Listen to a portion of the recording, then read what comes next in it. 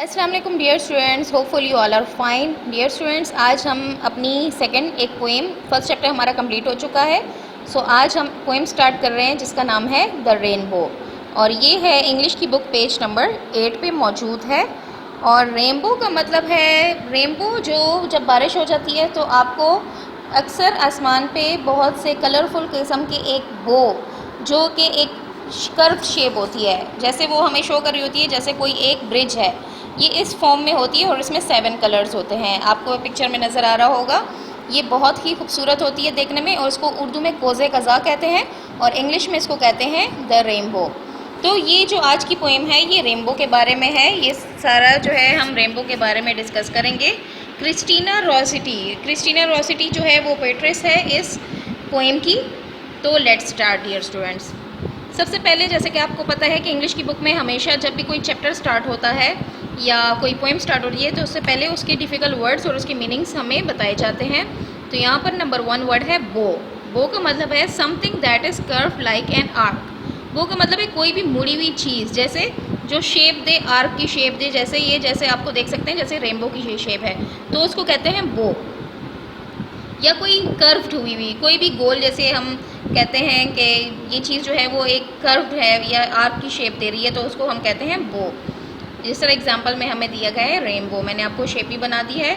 इस शेप को कहते हैं कर्व्ड यानी कि बो। हीवन कहते हैं द स्काई यानी आसमान।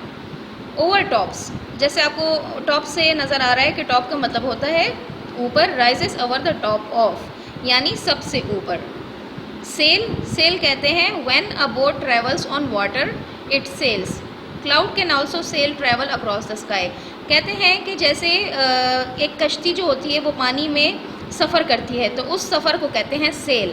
और सिर्फ कश्ती के बारे में ये सेल वर्ड यूज़ नहीं होता, जब कश्ती सफ़र करती है उसको भी सेल कहते हैं। और ये जो क्लाउड्स, जो बादल आसमान में तैरते हैं, सफ़र करते हैं एक जगह से दूसरी जगह, उसको भी कहते हैं cell.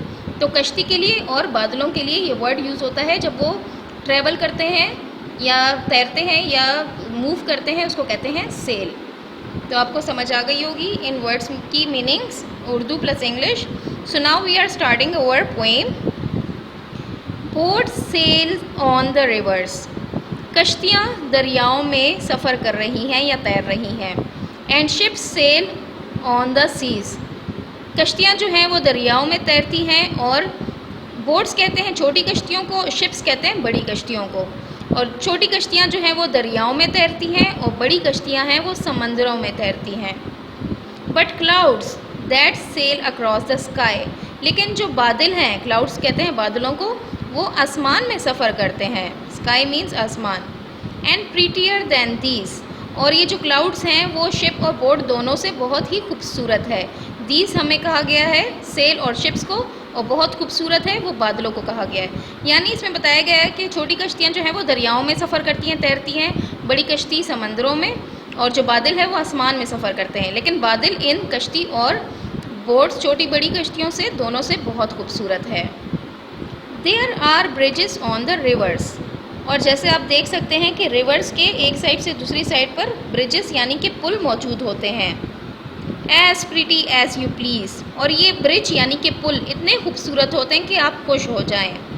But the bow that bridges heaven and over tops the trees. तो ये डियर स्टूडेंट्स, ये बताया गया है कि जैसे दरियाओं के एक सिरे से दूसरे सिरे तक पुल होता है और बहुत खूबसूरत होता है, इसी तरीके से आसमान पर भी एक तरफ से दूसरी तरफ का एक पुल मौजूद होता है, और वो तो बहुत ही खूबसूरत होता है, और वो दरख्तों और हर चीज़ के ऊपर मौजूद होता है। यानी कि ये जो रेनबो है ये हमें बताया गया है, इसकी मिसाल हमें एक पुल की तरीके से दी गई है कि जैसे दरियाओं पे पुल होता है उसी तरीके आसमानों पे भी एक पुल होता है। यानी एक साइड से दूसरी साइड, इसकी जो शेप है जैसे मैंने स्टार्ट में बताया था कि एक बो शेप में होती है, एक पुल की तरह होती है। तो इसी तरीके से ये बताया गया कि ये सबसे ऊंचा होता है, आसमान पे होता है, दरख्तों के ऊपर होता है, और ये बहुत ही खूबसूरत होता है।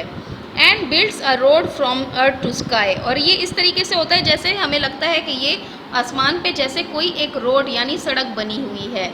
इसकी मिसाल दी गई है एक आसमान पे बनी हुई सड़क की। इस प्रिटियर फार देन दीज। और ये सब चीज़ों से बहुत खूबसूरत होता है। डियर स्टूडेंट्स, हमें स्टार्ट में बताया गया है कि कश्तियाँ और छोटी कश्तियाँ, बड़ी कश्तियाँ जो है दरियाओं समंदरों में तैरती हैं। फिर क्लाउड्स का बताया गया है कि वो खूबसूरत होते हैं। उसके बाद हमें पुल का बताया गया है कि पुल भी बहुत खूबसूरत होता है जो दरियाओं के एक सिरे से दूसरे सिरे पे होते हैं। और फिर आखिर में बताया गया है कि एक ऐसा आसमान में पुल होता है जो कलरफुल रंगीन होता है और वो इन सारी चीज़ों से बहुत खूबसूरत होता है। तो इस पोएम में हमें 3 चीज़ें यानी कश्तियों के बारे में, बादलों के बारे में और फिर पुल के बारे में बताया गया। और फिर नंबर 4 जो चीज़ है वो है रेनबो, यानी कौसे कज़ा, जो रेनबो के बारे में बताया गया कि ये इन सब चीज़ों से बहुत, इन तीनों चीज़ों से बहुत खूबसूरत है। सो डियर स्टूडेंट्स, ये पोएम थी क्रिस्टीना रोसेटी की। होपफुल आपको अच्छी लगी होगी। आप पिक्चर भी देख सकते हैं, रेनबो की भी, पुल की भी। यहाँ पर 2 बच्चे हैं और कुछ डक्स हैं, रिवर है। तो ये सारी सीनरी ये मौजूद थी हमारी पेज नंबर 8 पे। So dear students, this was our poem. Stay blessed, take care, Allah हाफिज़।